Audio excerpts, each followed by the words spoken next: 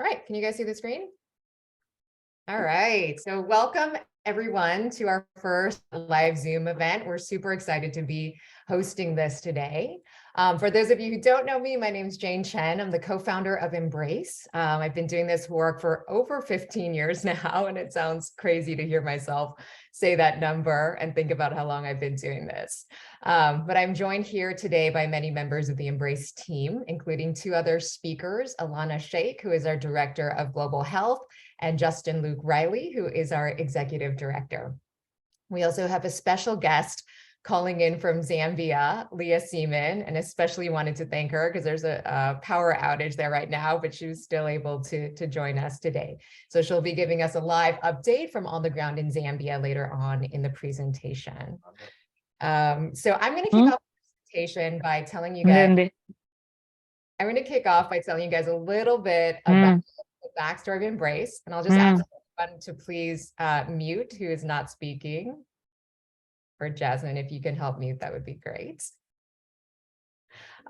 I'll be kicking off by telling a little bit about the history of Embrace and an update on where we are today. Alana is going to then share our program updates over the last year and some of the key lessons that we've been learning. And then Justin is going to share our vision for 2023 and beyond. And many of you guys have different degrees of familiarity with Embrace. Some of you have been with us since the beginning. Some of you guys are newer to the organization. So I'm going to start actually right at the beginning here. So the problem that we are addressing is that 3 million babies die within the first 28 days of their life, which is 6 babies every minute. One of the biggest problems these babies face is staying warm. And that's the primary function of an incubator. But incubators like the one you see here are expensive. They're $20,000 and upwards. They require constant electricity. They're difficult to operate. So you often don't find them in remote parts of the world where many of these babies are dying. Instead, what you often see are situations like this. This photo is taken from Uganda. This is a neonatal intensive care unit. Every baby in here is in need of incubation. And yet you have a donated incubator sitting idle in the corner of the room. Why? Because no one knows how to use it. Because there's no electricity to power it. Because if something breaks, there's often no spare parts for replacement. And so even when these machines are donated, even when they're free, they are often not suitable for these settings. Instead, what you see are solutions like this. These are old space heaters used to warm babies. In India, where I lived for 4 years to get Embrace off the ground, India is home to 40% of all the world's premature babies. But there, I would often hear stories of babies being burned to death by these machines. Light bulbs are the other most common solution, but in every clinic I've visited, I've heard stories of light bulbs shattering over babies because of problems with circuits. So a lot of really unsafe and ineffective solutions out there. But in traveling to the villages and meeting moms, that's where I truly began to understand the problem. This is one of the first women I met in a village in South India. Her name is Sujata. Sujata shared her story with me. She gave birth to her baby 2 months prematurely, took her baby to a village doctor who advised her to go to a city hospital so that baby could be placed in an incubator. That hospital was over 4 hours away, and Sujata did not have the money to get there. And so her baby died. And as I traveled across India, I would hear this same story over and over again.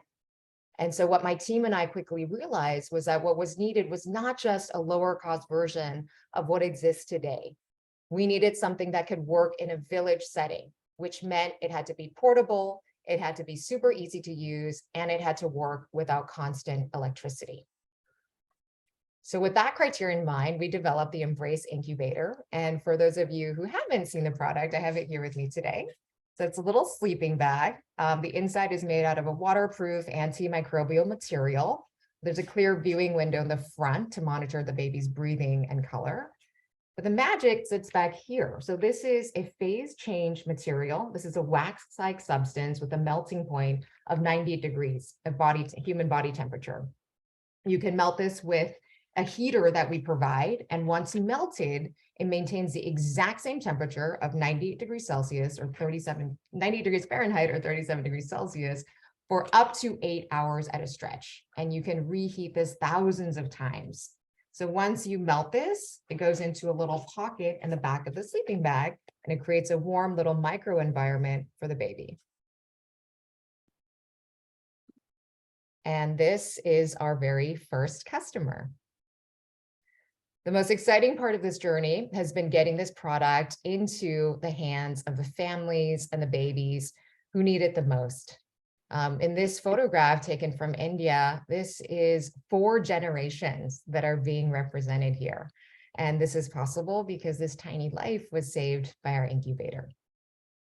So I'm going to share one story that I always tell because it's my favorite story. And so many of you have heard me tell this story before, but I have an update to the story, so I'm going to tell it again.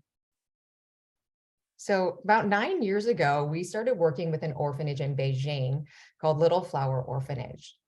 A day after we delivered our product, they called us up telling us they had found a 2-pound baby that was abandoned on a street. They brought that baby into the orphanage and they kept him in our incubator for about 30 days. He had gone for days at that point without any food or water, and it was a big question whether he would survive. He did survive. 7 months later, I got to visit this orphanage and hold this little boy in my arms. The people who worked there told me that it was the first time a baby of this size had ever survived in the orphanage. A few months after this photograph was taken, I received an email from a family in Chicago telling me that they had adopted this little boy and that they were traveling to Beijing that summer to bring him home. And so here Nathan is with his new family. And just about 2 weeks ago, I did a FaceTime call with him and his sister, Hannah. And Nathan now does Taekwondo. He plays the violin. He loves basketball. He loves cooking. He is the most exuberant little boy you could ever imagine. And he has such a positive outlook on life. He's really an inspiration to me. This story is very near and dear to me because often it's hard to keep track of these babies that we help. But Nathan lives right here in Chicago. So I get to watch him grow up, and he's really living testament to why I've done this work for so many years. Last year, we began 5 new projects in Zambia, Senegal, Chad, the Philippines, and in Ukraine. To date, we have had 25 active projects in 25 countries, and we just did our latest tally. We have now helped over 475,000 babies around the world. Our next goal is to save 1 million babies and then get this product to every baby out there who needs it. So last year, as many of you know, we started a big initiative in Ukraine. When the war in Ukraine started, premature birth rates skyrocketed. The stress of the war sent many women into preterm labor, and it's estimated that preterm birth rates actually more than doubled across the country. At the same time, women were required to give birth in very challenging situations, sometimes without appropriate medical equipment, sometimes even without electricity. Although our product was not specifically designed for a war setting, we realized that it was the ideal solution to this problem. And so we quickly got to work. We ran a GoFundMe campaign where we raised enough funds to send 3,000 incubators to Ukraine. And thank you to all of you guys who contributed in that effort. And I wanted to share today a short video of our work on the ground in Ukraine.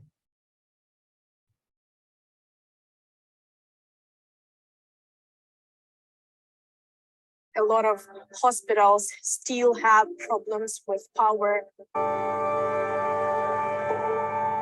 It's really important to have heating in places where newborn are kept.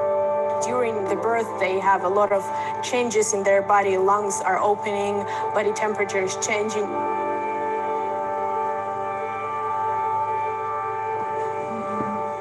Зниження тепла, воно провокує і як відразу якісь невідкладні стани, це проблеми з диханням, з серцево-судинною системою.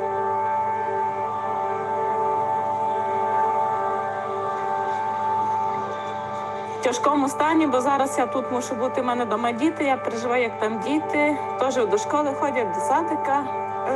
Знаєте, там теж є тривоги, теж бомбосховища, вони бояться. Кажуть, мамко, як ти там? Бороняємо своє життя і дитини у підвал, бомбосховище, бо зараз у нас часто повітряні тривоги. Ми всі готуємося зараз до жорстокої зими.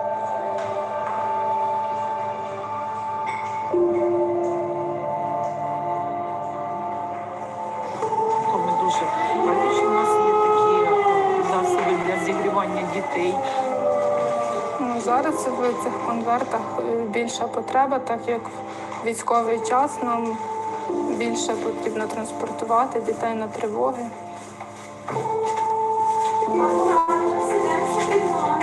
Зараз вони нам більше необхідні. По-перше, через те, що відділення інтенсивної терапії у нас знаходиться в сховищі, і ми не можемо фізично вести кувез по поверхах, а тут легко переносити.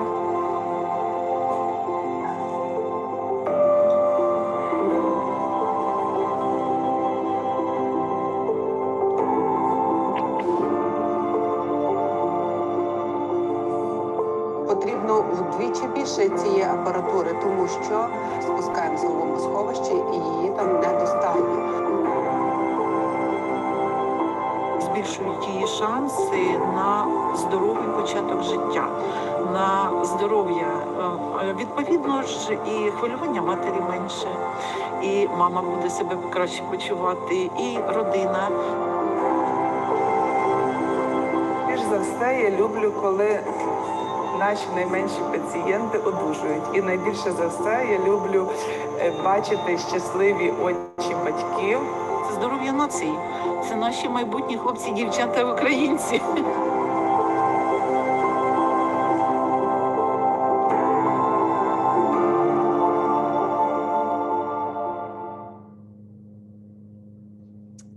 So I have to admit that when we first received this footage, I was in tears. It's really touching to see this and to know that we are having an impact in this devastating situation.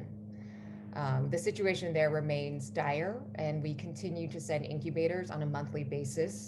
And so we hope that you guys will continue to be a part of this effort.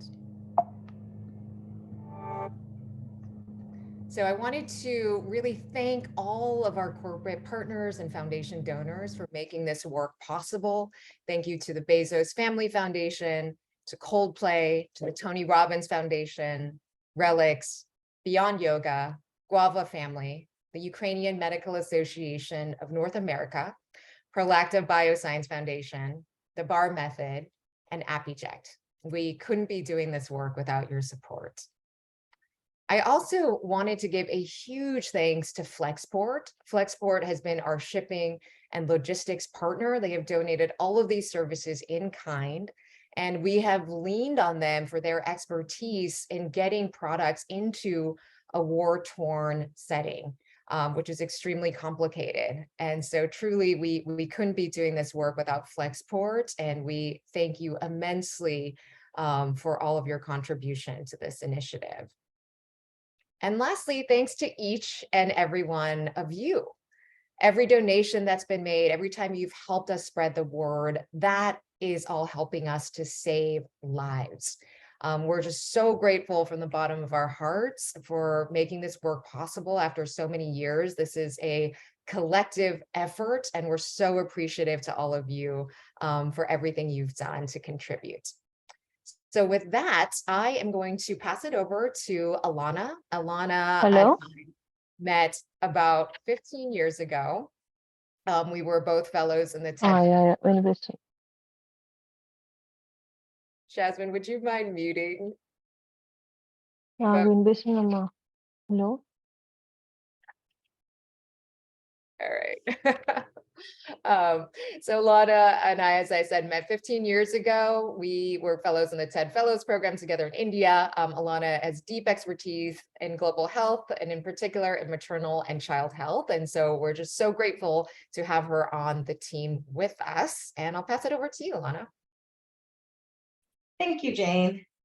So as Jane mentioned, I've been working in global health and maternal and child health for about 25 years now. And my particular areas of expertise are health system strengthening, emergency response, maternal and child health, and then I also have background working with post-Soviet health systems, which means I was very prepared to support us as we started bringing incubators to Ukraine. And so I want to talk a little bit about what we did last year.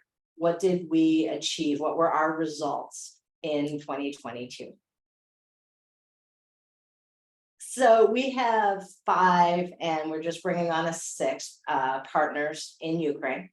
And our partners run the range from Nova Ukraine, which is a Ukraine-based nonprofit organization that shifted into health and emergency relief after the Russian invasion. UNICEF, which is probably the best known UN agency in the world. Project Hope and Alight, which are global aid and development organizations. And Smart Aid, which is a smaller organization with a focus on innovation in health and healthcare.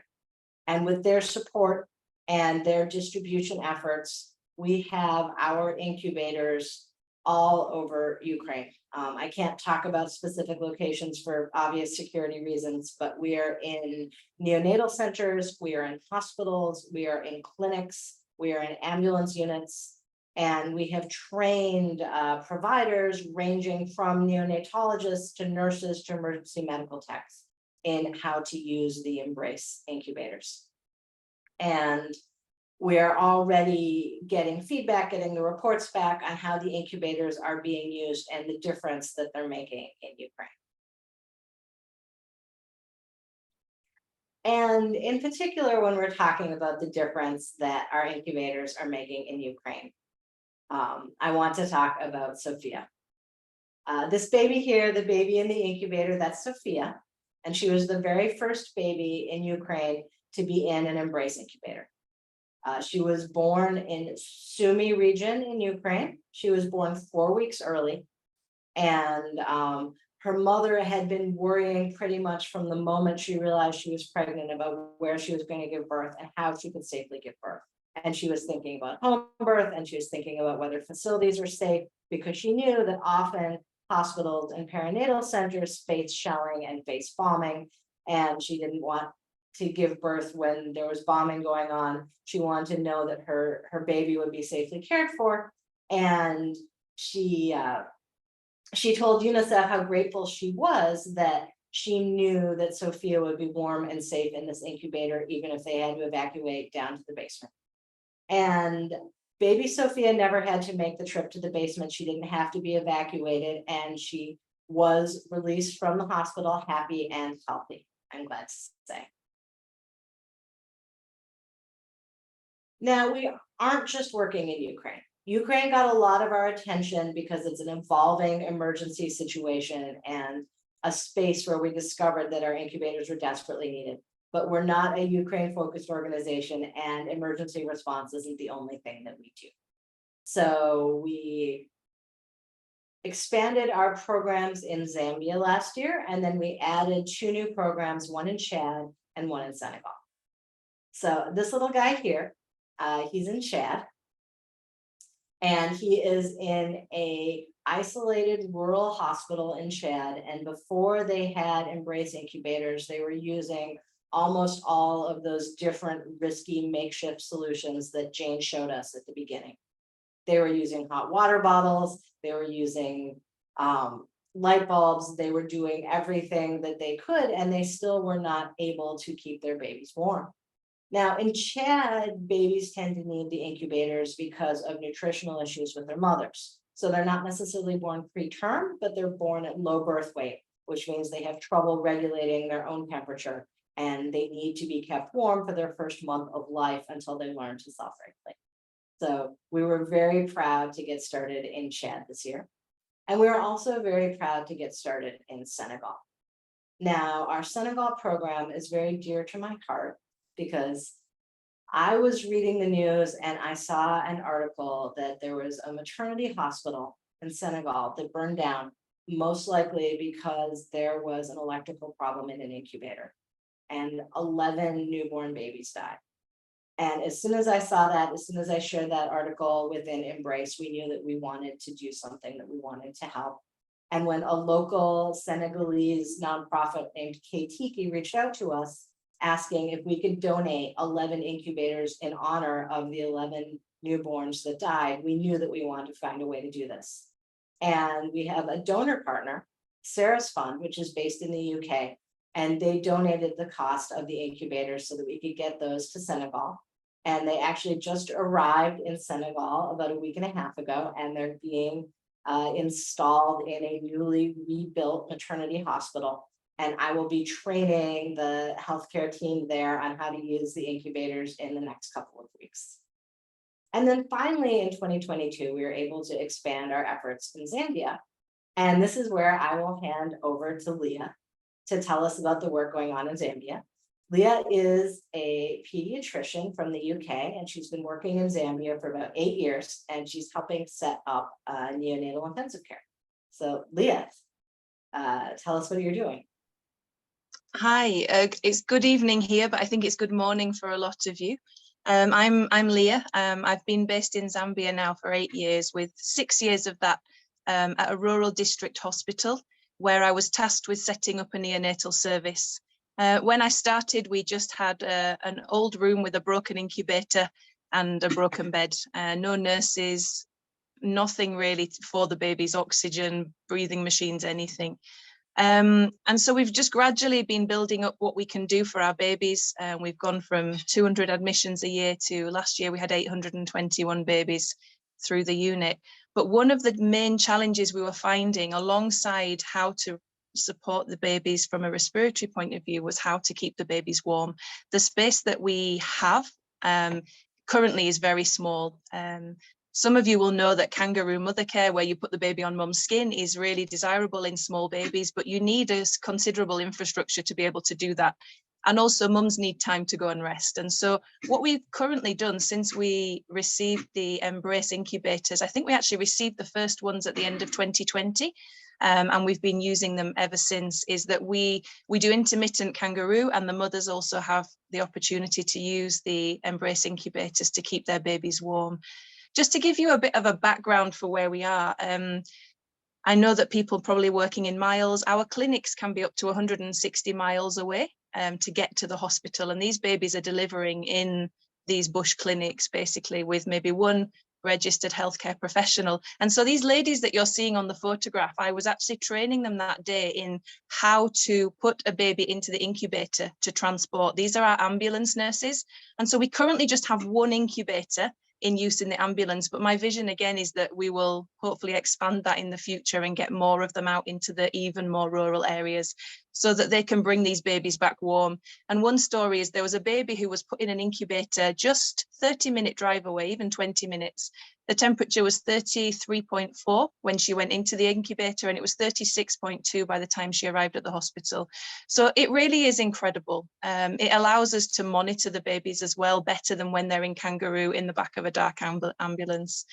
So yeah, I think I can talk to you about a little bit about some of our other beneficiaries from the incubators. On the right there, you can see there are some twins. We get a lot of twins, a lot of preterm twins. Twinning is very common in Zambia. And so these babies were born weighing around 3 pounds each. They're called Grace and Gracious. We can have up to 10 sets of premature twins at a time in a month. And the mothers, it's really hard work for them. Obviously, they've got 2 babies that they're trying to care for. This mother in particular said to me, when you put them in this nest, they sleep. They go to sleep. They are really comfortable. It's a bit like being on a waterbed, but it's warm. I don't know, those of you who have felt the incubators on the inside, they're lovely. They really are lovely. And so the babies are very comfortable and tend to be very settled, but also keeping warm. And then on the other side, the really tiny baby that you can see there, this is Daniel Mapalo, which means blessings. And he was born weighing just 2 pounds and 2 ounces. So he's a little bit under actually the recommended weight, but it worked beautifully for him. He was in the neonatal unit for 79 days. And so he was using the Embrace incubator throughout that time, really, until he was big enough to stay warm by himself. So they really have been a game changer for us. We're not able to maintain the regular incubators. And actually, as you've seen today, I'm in a power cut. Our power has been on and off at the hospital all day. We cannot sustain lots of equipment. We're even struggling to keep the breathing machines going. So if we were trying to do incubators as well, it just would not work. Then just to summarize as well, we actually have a new project at the moment where we've designed a new neonatal unit, which currently is at roof level. And it's been designed around ability for mum to do kangaroo mother care with the Embrace incubator alongside. So we've got a mattress warming station within the ward itself. And we're really hoping that we will just avoid actually having the kind of regular standard incubators in our unit. So yeah, that's me. I hope that makes sense what I've said.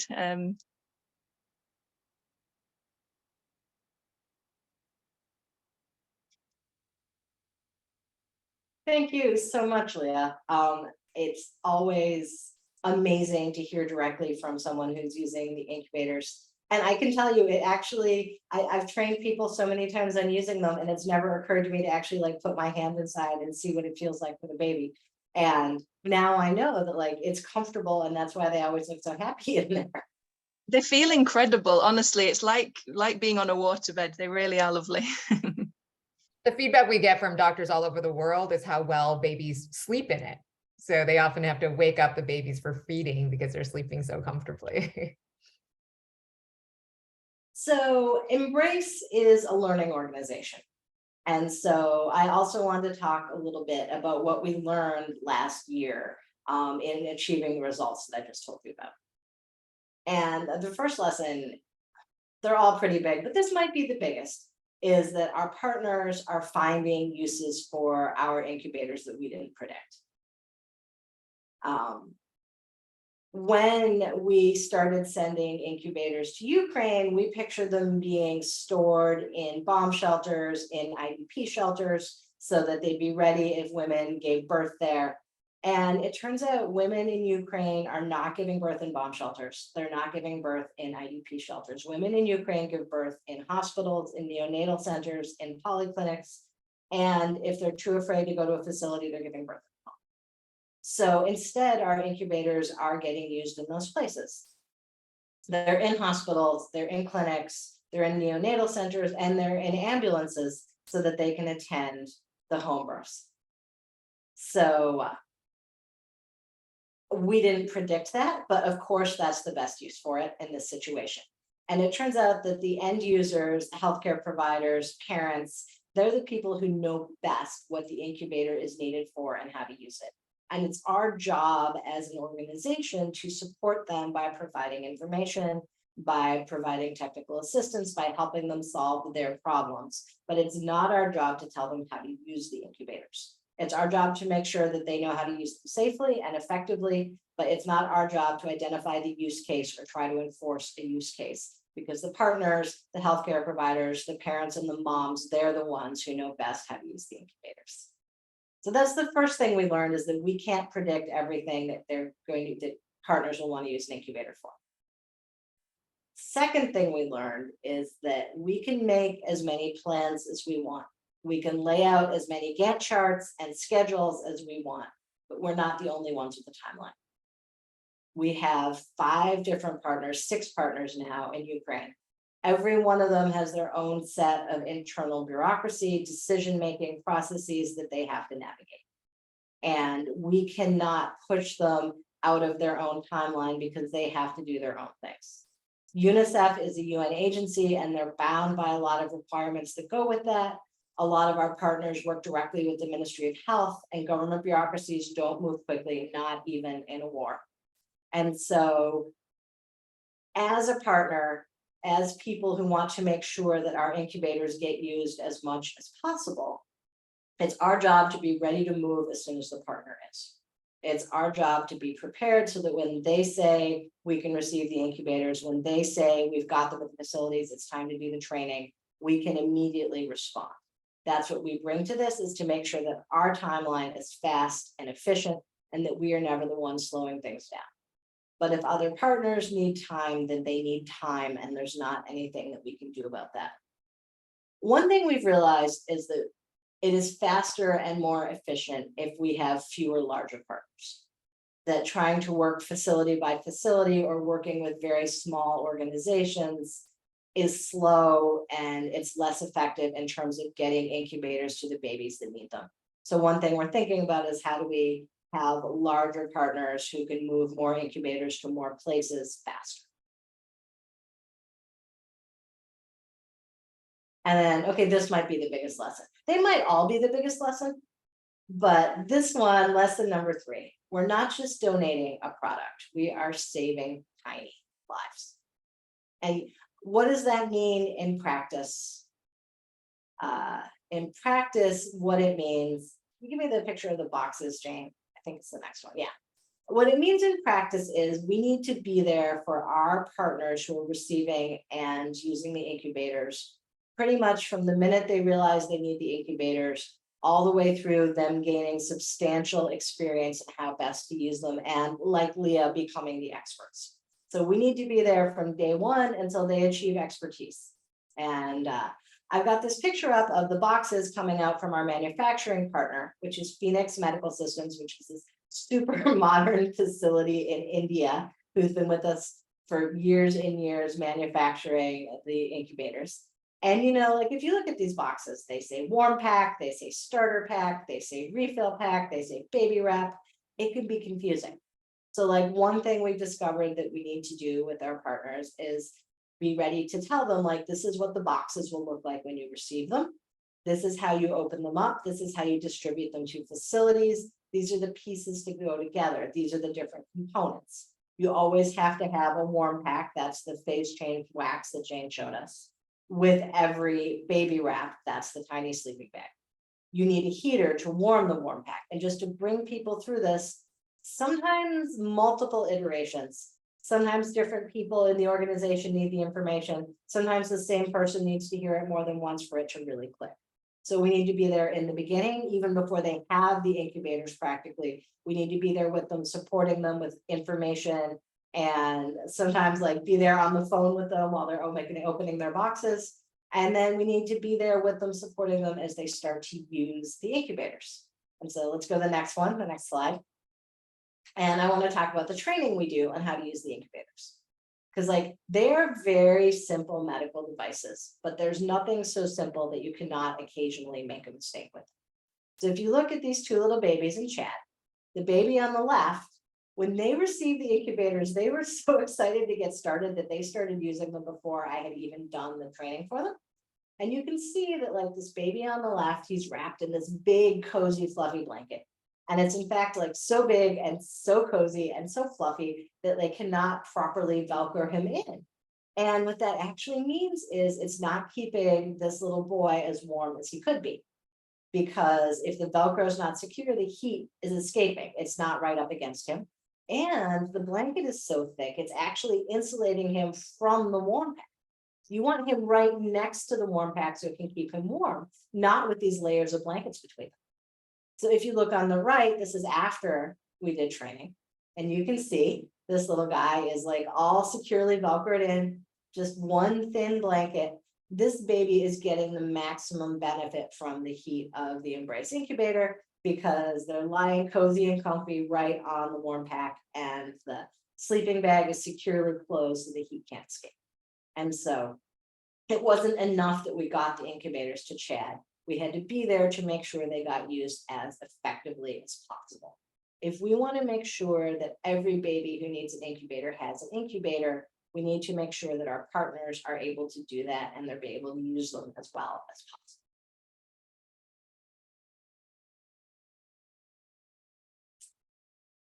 And now, since I told you about what we're learning as a learning organization and what we did last year, Justin Luke Riley, our executive director, is going to talk about the future. How are we going to use what we learned as we move forward? And what does moving forward look like for us? So take it away, Justin. Awesome. Thank you so much, Alana. Thank you so much, Jane, and everybody for attending today. Just by way of background briefly, is my passion and kind of how I came to be the executive director of Embrace Global is my background and specialty is taking amazing ideas and solutions that are high impact and scaling them around the world. My background was in building an organization called Young People in Recovery, literally the country's most impactful youth recovery organization of all time. Was honored to work with multiple presidential administrations, pass over $1 billion in public policy and scale to help millions of people around the globe that, like me, suffered with substance use disorder and mental health challenges. And why that matters for me today with Embrace Global is when you come across an organization that is clearly talented, that clearly has the passion, but has the solution to literally save lives on a daily basis, and it's tried, true, tested, and they have distribution all over the world. And as I started to learn from Jane and Alana what the problem was, but even beyond the problem, that there was a solution that I could directly help impact and scale and use my skill set to really continue to bring Embrace Global around the world and save lives, I knew that I was in. The other passion and why I care about this so much is I'm also a parent of 3. And today is actually my youngest kiddo. His name is Maverick. We call him Big Mac. And it is Big Mac's 3rd birthday today. And it is a very clear reminder of the work that we're doing that is made possible by everybody on this call, whether it's old friends and new friends and donors, and we have board members on the call today, is that this is a team effort and a family that is coming together to continually create 3rd birthdays for years and years to come. And so I want to share with you 4 big goals for our organization over the next couple of years. The first one, as Jane alluded to earlier, is we want to impact 1 million babies. This is not aspirational. It is not emotional. Sure, it is inspirational, but it is completely possible because we are an organization with a track record, distribution, and solution. And the next goal that I want to share with you, that the only barrier of getting to 1 million babies, we've boiled it down to one variable, which is funding, which is actually the 3rd goal. So let me first address the 2nd goal. Sorry about that, Jane. Thank you. Go back. So as Alana talked through the importance of having global distribution partners, the goal is to make sure that as we bring in new funding, which we'll talk about here shortly, to increase serving 1 million lives, is it's really important to have the right partners. And as Alana pointed out, we could go after hundreds and hundreds of partners all around the globe, but what we're really doing and what we're really interested in. And so if you or anyone can help us deepen the relationships that we have, and we know that some of those partners are on this call today. So again, thank you for your help. But if you are an organization or leader that knows of other partners that we could work with around the globe, please let us know. So that's the 2nd goal. The 3rd goal, which I was very excited to talk about, is getting it down to this one variable of funding. So we're looking for individuals, foundations, and corporations to partner with us. And as a reminder for those of you that may not know, that it is only $20 to save a life.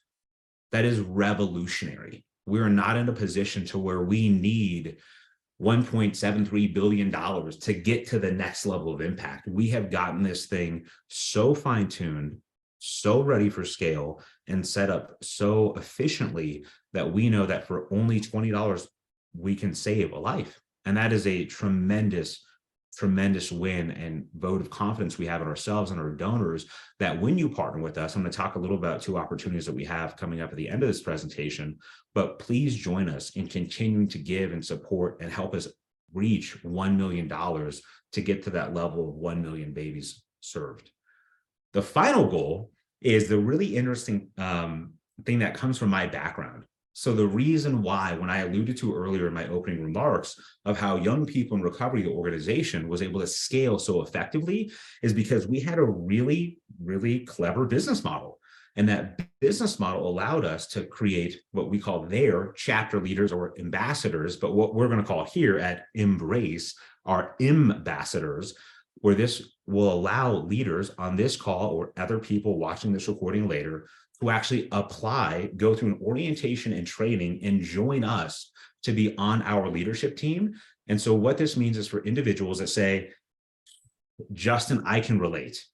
I heard Jane, I heard Alana, I heard the success stories, I heard you have a clear solution. And like you, Justin Luke Riley, I know that I want to be called to a higher level of involvement, even beyond simply talent and treasure, but you want to give us your time, that you want to join us and be in our team and help us in fundraising, in identifying distribution partners, in identifying additional people that we can bring onto our team and serve around the globe. And so ambassadors are really like our version of chapter leaders, where you work directly with myself and Jane and Alana, and really, as I dare say, become the next Jane, become the next Alana, right? This is a legacy organization. We are building this with decades and decades in mind. And so that means that our capacity has to match our expertise. And so as we talk about exactly how you can get involved, you can reach out to me directly by email, by cell phone. Jazz is going to put it in the chat, and you can let us know if you are interested in becoming an ambassador and work directly with us to really serve those 1 million babies. Other things that you can do of how you can help is make a donation. And literally just yesterday, as many of us have now heard about what's happening in Turkey, we want to be positioned and poised as an organization to respond to the earthquake and the devastation that is happening there, similar to what we've been able to do in Ukraine. And so if you are interested in supporting that work, please make a donation. Please support that effort. You can see Jazz just dropped that link in the chat box, and let us know also if you have any potential distribution partners, or you know anybody there that can help us serve those babies as quickly as possible. We know, especially in what we do, time is always of the essence.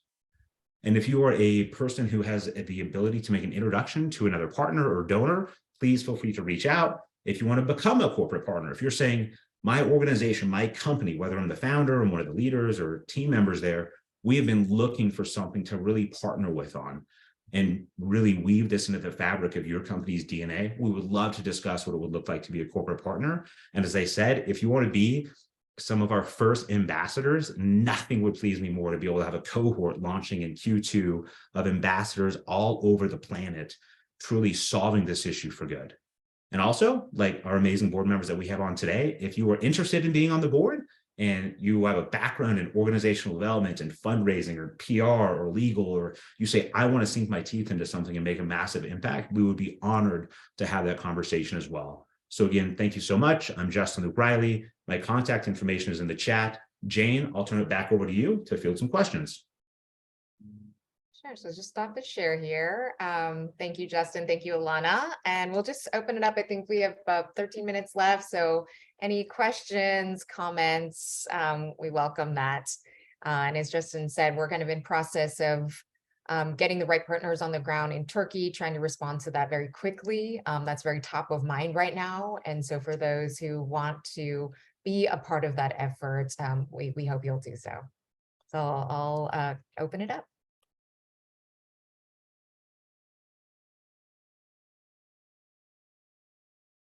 And let me just add that if you're shy to like speak out loud, you can put your question in the chat box. We'll read it. I know sometimes people will feel more comfortable that way. And I know Leah from Alight is here with us. So welcome, Leah. And if you want to share any of the experience that your team has had on the ground, we'd love to hear that as well. Oh gosh, well, yeah, I mean, thanks for putting this on. It's great to see, you know, like I am only a part of the small Ukraine fraction of your work. So really so interested to hear more about what you're doing around the globe. Yeah, I mean, Alight has been active in Ukraine and Poland since the war broke out late February of last year. And we were really honored and excited about the opportunity that Embrace came to us and said, is there a way that we can get these in? And we have partners on the ground that have been doing that work through the summer. And now we're doing another shipment here in a couple of weeks. So it's been really great. And I know that they're being used. People are so grateful for them. And I was getting requests saying like, is there another opportunity? We're hearing of more hospitals that now know about this product. Everyone wants it. So there's a demand generation happening that we're really just honored to be a really small fraction of, just a pass through to the people that really need it. So thank you all. Thanks, Leah. You guys have been such a joy to work with. So we're excited to get you that next shipment of incubators. I don't have a question, but I just wanted to say, my name is Anna. I'm with the Tony Robbins Foundation.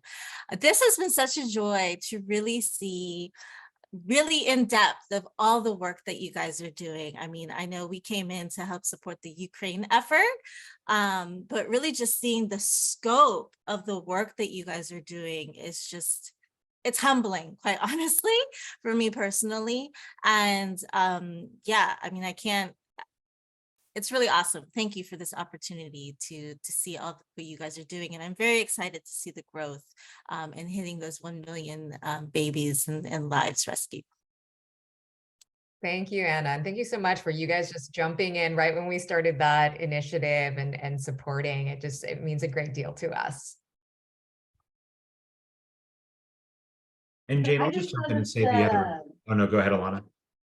I just noticed that Courtney from Flexport is on the call, and I did want to say that like there are a lot of things that we had to learn to do last year. And the one thing we didn't have to learn to do was how to ship into a war zone, because like Flexport held our hand through the whole process and like was there to teach us how to do it. Yes. And it would have been so much slower and more difficult if we hadn't had Flexport as a partner with us. Yes. Because like, we know how to use FedEx to ship with a hospital in an area that's at peace, but like, we didn't know how to go about getting our things into a conflict area. And Flexport made that so easy for us. Yeah, Flexport has made that so seamless. And I just want to mention that in addition to all the work that they've helped us with in Ukraine, they even contacted us a couple days ago to right when the earthquake in Turkey happened to say if you guys are, shipping Doing a Turkey response, yeah. Yeah, that they would also donate and support to that. And so it's just been, wow, so incredible to have a partner like this that's so dedicated to what we're doing. Hi, Jane, can I make a comment? Of course. Yeah, so I'm Abizer Tapia. I had a chance to engage with Embrace and Jane back in 2008. Originally, when I was a grad student, I think Jane had just finished graduate school, and then had a chance to volunteer on the ground in India. And I think 2012 it was. So it just, the comments mode is just amazing to see the continued growth that you guys continue to have, since then, and the ability to tackle new problems from Ukraine to now I hear you talk about Turkey. And I think it just is just an amazing organization compared to the dozens and hundreds of other organizations I've seen. So just want to say awesome, great. I know Jane's a fantastic leader, and great to have other folks like Justin and Lana on board as well. So yeah, just wanted to comment and share my kind of, as I've kind of viewed the journey, share those observations. Yeah, Beezer's one of the ones who've been with us since the very beginning. And so is Linus. I just wanted to give a shout out to Linus, who's on the call. He was one of the original co-founders and has been so dedicated to this work since day one. So thank you for joining us, Linus. Yeah, no, absolutely. It's great to see everybody, some new faces as well. And I love all the support and people all really believe in the cause. And that's so touching. So I really appreciate everyone.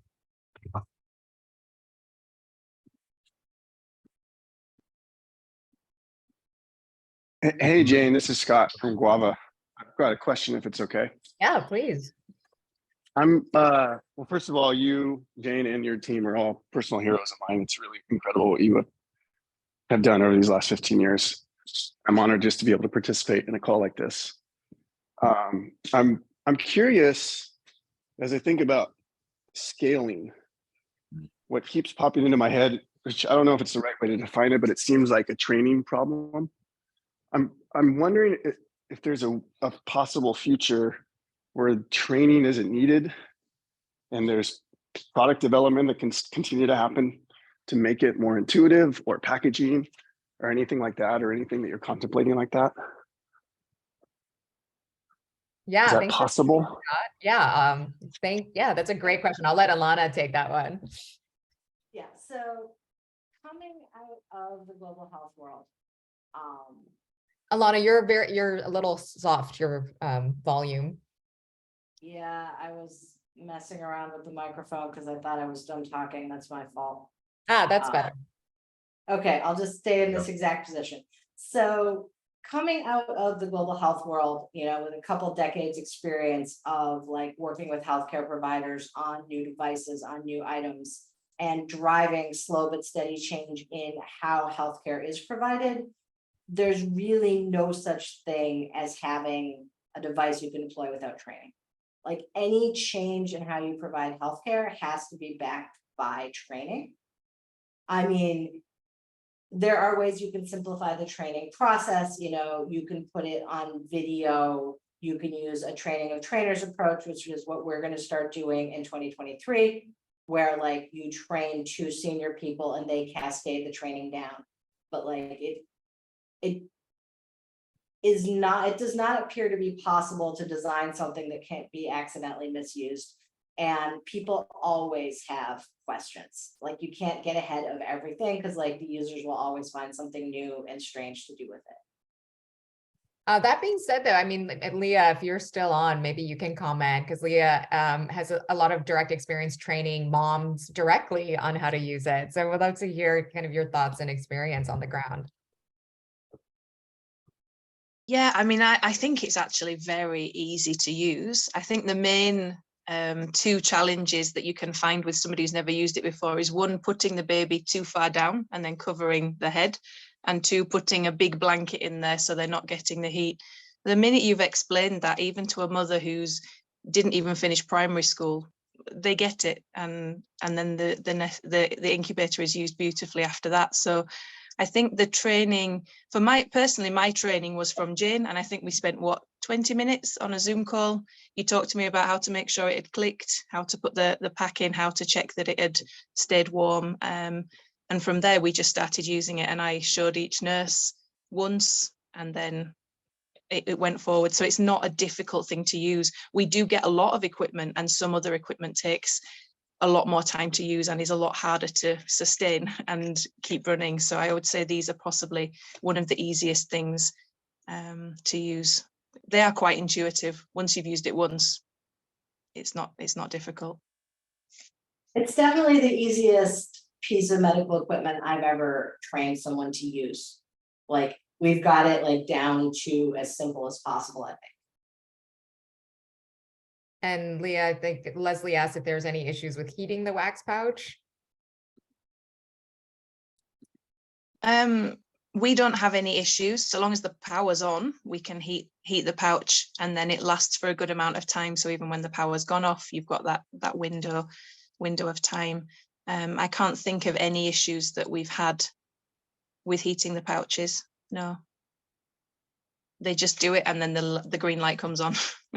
Sometimes you have to go back and just make sure it's clicked shut, but the minute it's clicked, it starts to make the funny kind of do noise, and then you know it's working, and then the green light comes on. It's really, really easy to use.